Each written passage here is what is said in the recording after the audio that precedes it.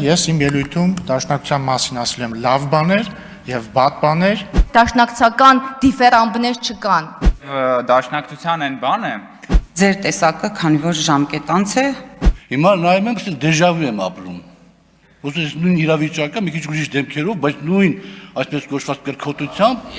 Ինչպես 90-ականներին էին ՀԸՇ-ականները կրկոտ թիրախավորում դաշնակցականներին, հիմա նույն հակադաշնակցական մաղձն է խորհրդարանի դահլիճում նկատում Հովիկ Աղազարյանը։ որ չկաք, ձեր վերջի օրերն են, վերջի ժամերն են, ՀՀՇ-կն արդեն չկա։ Հակներ չինելու վաղը չեմիսորը, կներեք, քաղաքացիական պայմանագիրներ չինելու վաղը չեմիսորը և մեր դեր չծնված կուսակցություններ չինելու վաղը չեմիսորը, մասկը, բայց դաշնակցությունը մնալու է, ուզեք թե չուզեք։ Այսինքն այդքան ապերախտ կարա լինի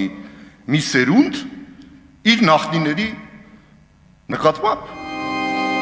Նիկոլ Փաշինյանն ու ՔՊԱ-ականները ըստ դաշնակցականների կատաղի պայքար են սկսել իրենց, նաև հայ առաքելական եկեղեցու դեմ, որովհետև հենց այդ երկու ինստիտուտներն են ազգային ինքնության կարևորագույն հիմնասյուները։ Աժում թևածում է հակադաշնակցական մաղձը։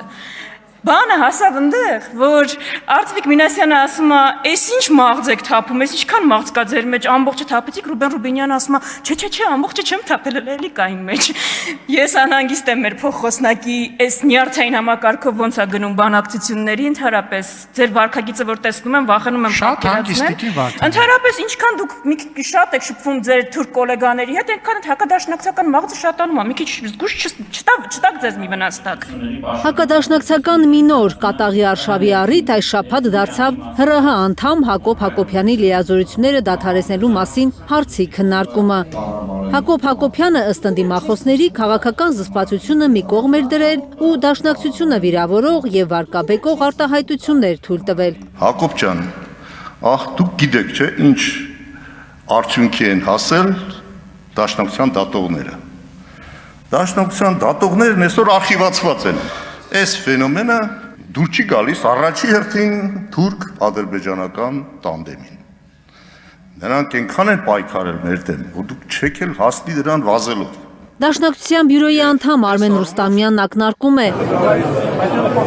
թուրք-ադրբեջանական տանդեմի հետ սիրախաղի մեջ մտած ՔՊ-ն հստակ հրահանգ ունի վերացնել այն բոլոր կառույցները, որոնք հայ տեսակի ազգային ինքնության հիմնասյունն են։ Եթե ինքնության դեմ չէ պայքարը, ինչու են ադրբեջանցիները Արցախում քարուկ հանդանում եկեղեցիները, ՔՊԱ-ականներին հարցնում է Արմեն Ռուստամյանը։ Մենք մեր ինքնությունից եթե հրաժարվենք, թուրքական ինքնությունը համարենք շատ լավ է, Յալդաշ, Կորդաշ, Կարդաշ իրար հետ սենց ապրենք, Յոլդաշ, Կարդաշ, այո, կասեն ապրենք ինչա ձված ես խանգարում։ Հենց լավ բաներ կտրան, բենզինն էլ կգա, ամեն ինչ էլ կգա, ինչ ասես ձեզ կտան, մենակ դուք չասեք, որ դուք հայկի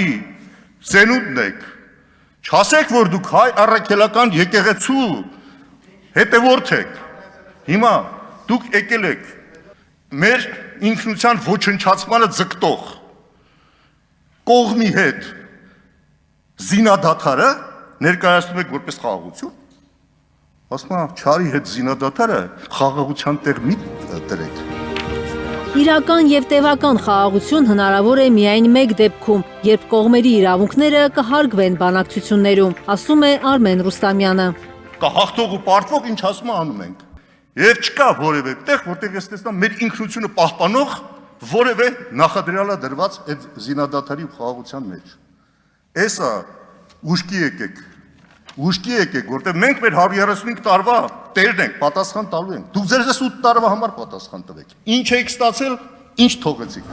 Կարնե Մանգասարյան, Նորա Շարբաթյան եւ Արմեն Ապրեսյան, Հայլուր։